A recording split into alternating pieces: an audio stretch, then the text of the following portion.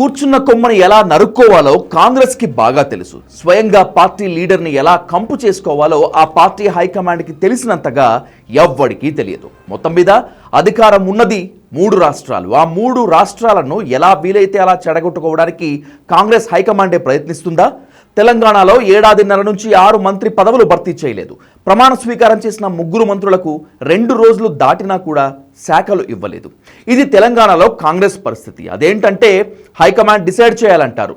ఎక్కే ఫ్లైట్ దిగే ఫ్లైట్తో రేవంత్ ఇప్పటికే ఢిల్లీ టూర్స్లో హాఫ్ సెంచరీకి దగ్గర ఉన్నారు.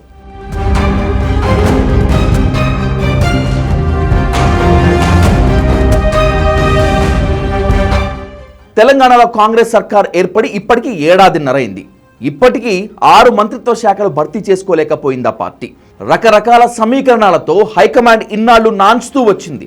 రేపు గ్రీన్ సిగ్నల్ ఇస్తాం, ఎల్లుండి చెప్తాం, ఇలా రకరకాల హామీలతో కాలం గడుపుకుంటూ వచ్చింది. చివరికి కేబినెట్ పునర్వ్యవస్థీకరణకు 2 గంటల ముందు కూడా ఎవరికి ఏ మంత్రి పదవి ఇస్తున్నాము అనేటిది చెప్పకుండా గోప్యంగా ఉంచింది. ముఖ్యమంత్రికి కూడా తెలియకుండా అంత రహస్యం ఏంటో అర్థం కాదు.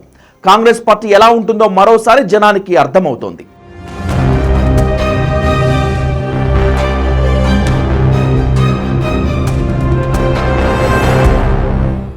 సరే, కొత్తగా 3 మంత్రులు ప్రమాణ స్వీకారం చేశారు. ప్రమాణ స్వీకారం చేసి 24 గంటలు దాటిపోయాయి. కానీ ఆ మంత్రులకు శాఖలు ఇవ్వలేదు.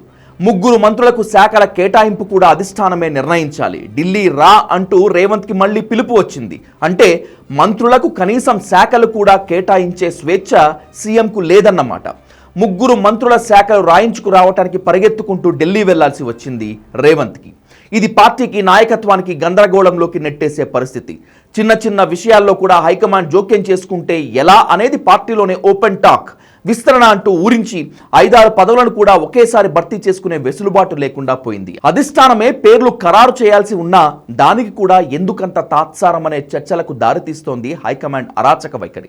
ఈలోపు హైదరాబాద్ నుంచి ఎవడు పడితే వాడు ఢిల్లీ చేరుకుని ఇప్పుడున్న క్యాబినెట్ని మొత్తం శాఖలు మార్చేసేందుకు కుట్రలు చేయటం మొదలుపెట్టారు. ముఖ్యమంత్రి ఢిల్లీలో ఉండగానే కొత్త మంత్రులు అంతగా హైకమాండ్తో కలిసి వస్తారు. That is Congress.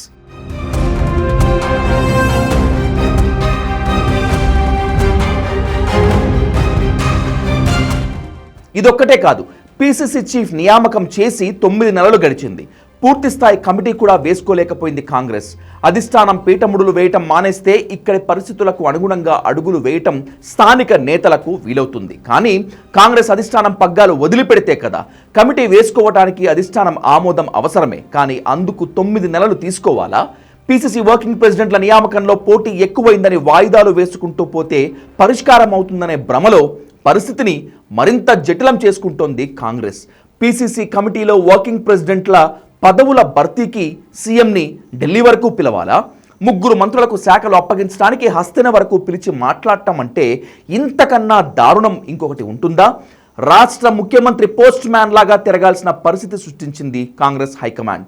మరోవైపు మంత్రి పదవులు రాక మరికొందరు అసంతృప్తివాదులు చాలా అయిపోతుంటే వాళ్ళకి సర్ది చెప్పలేక స్థానిక నేతలు జుట్టు పీక్కుంటున్నారు. అంటే పార్టీ అంతర్గత సంక్షోభం కూడా హైకమాండ్ సృష్టిస్తుందన్నమాట.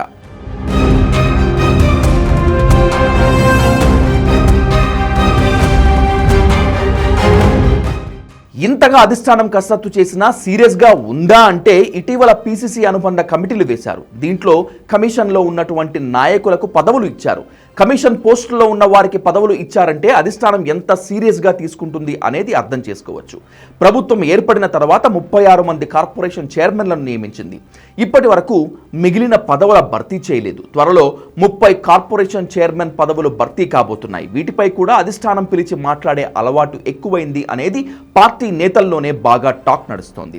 సీఎం రేవంత్ ఢిల్లీ టూర్పై అనేక విమర్శలు వస్తున్నాయి.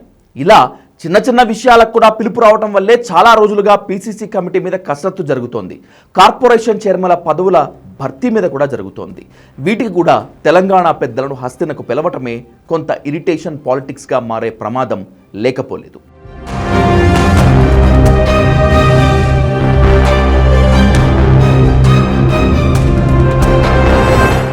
అయితే ఇవన్నీ పట్టించుకునే పరిస్థితిలో లేదు కాంగ్రెస్ హైకమాండ్. ఎప్పటిలాగే గల్లీ నేతలు కూడా ముఖ్యమంత్రి కంటే ముందే అపాయింట్మెంట్లు సంపాదిస్తారు. హైకమాండ్ను కలవాలంటే సీఎం కనీసం 10-15 గంటలు ఢిల్లీలోనే వెయిట్ చేయాలి. సీఎం కంటే ముందే గల్లీ లీడర్లకు కూడా అధిష్టానం టైం ఇస్తుంది. కాంగ్రెస్ అంటే అదే. కాంగ్రెస్ అలాగే ఉంటుంది. పార్టీలో ఒక లీడర్తో మరొక లీడర్తో హైకమాండ్ ఎప్పుడు గొడవలు పెడుతుంది. వాళ్లలో ఎప్పుడు అనైక్యత ఉండేలా చూస్తుంది. లేకపోతే కొత్త మంత్రుల ప్రమాణ స్వీకారం జరిగి 2 రోజులు కావస్తున్నా వారికి శాఖలు కేటాయించలేదంటే తెలంగాణ కాంగ్రెస్పై అధిష్టానం అరాచకం ఎంతగా కొనసాగిస్తుందో అర్థమవుతోంది. దీంతో తెలంగాణలో కాంగ్రెస్ జనంలో రోజు రోజుకి చులకన భావం ఏర్పడుతోంది.